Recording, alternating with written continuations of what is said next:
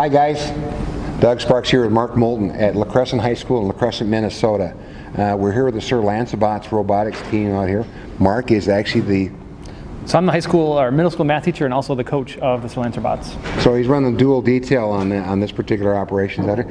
How long have you been affiliated with the high school robotics program? This is our 10th year, so it's a big kind of anniversary for us. And how long have you guys actually partnered with FlexCraft in this journey? This is our 2nd year. Okay.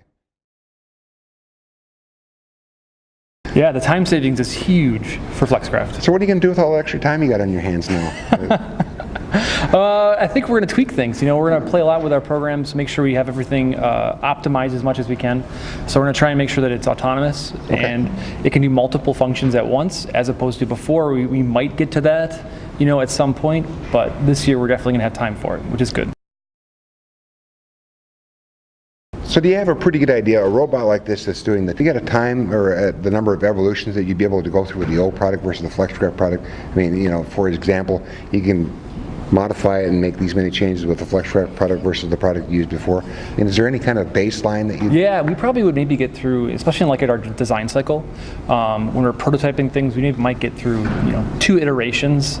And this year I think we went through like 10 or 12. Wow. Because we could modify one piece, see how it changed it. Okay, we needed more leverage here this way versus that way. We could change it again and again and again. And that might be in one single day we'd make 3 or 4 different changes.